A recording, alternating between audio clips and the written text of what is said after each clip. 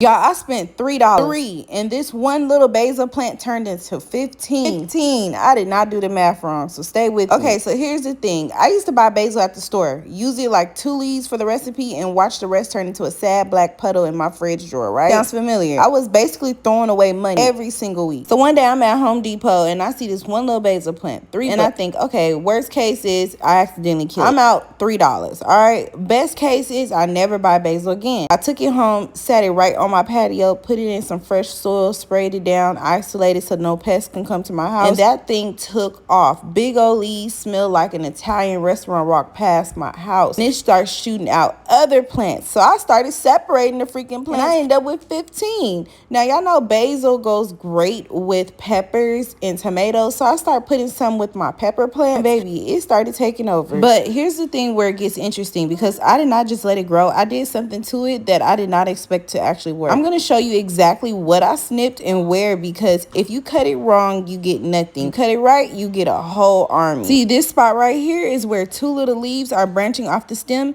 That's called a node. You cut about 1/4 inch above it on an angle, and that's it. That's the secret. I did that to it about 6 different stems on the same plant. Watch this part. When I cut the basil, I don't just put it in a bowl. This bowl has water in it. You want to put it in here so it does not whelp while you're cutting, because basil can whelp within seconds, y'all. Now let me tell you 5 facts of why you need to be eating this stuff and not just growing it. Fact number 1 is basil got this compound called eugenol in it, and the same stuff found in cloves, and is linked to a lower inflammation in the body. So that ain't just a pretty leaf, it's doing something. Fact number 2, basil is loaded with vitamin K, and a handful of leaves can get you a solid chunk of what you need in a day. Fact number 3, and this one shocked me, tearing basil by hand instead of cutting it with a knife actually releases more flavor. The metal from the blade bruises the leaves different, and it turns it darker fast. Chefs have known this for forever. We just now getting the memo. Fact number 4, fresh basil and dry basil are basically 2 different ingredients. Fresh has these delicate oils that just disappear once it's dried, which is exactly why homegrown basil tastes 10 times stronger than anything you grab off the shelf. Fact number 5, basil is one of the easiest herbs on this planet Earth to propagate from a cutlet. You don't need seeds, you don't need luck, you just need a stem, a node, and a jar of water, which brings to why I got 15 of these now. Give it a week or 2, and baby, you'll see those little white roots poking out the bottom of that basil stem, okay? Once those roots are an inch or 2 straight into a small pot of soil, they go. My granny used to do this same exact thing with sweet potato vines on her windshield, and I thought that it was just an old-timey habit, but she knew something that we're just now catching on to. 15 plants and $3 later, now you know 5 things about basil that you did not know a month ago. Not bad for a Tuesday. So tell me in the comments, which facts surprised you the most? Everything that I know about gardening comes from my family, from killing plants, from figuring out why. I put it all in my garden book. And if you want the whole story and not just the highlight, that's where it's at. Link is in my bio, or you can comment basil if you want to purchase a copy of my garden book. Because at this point, we all need to start growing our food, because look what they doing to our food. It ain't the same no more.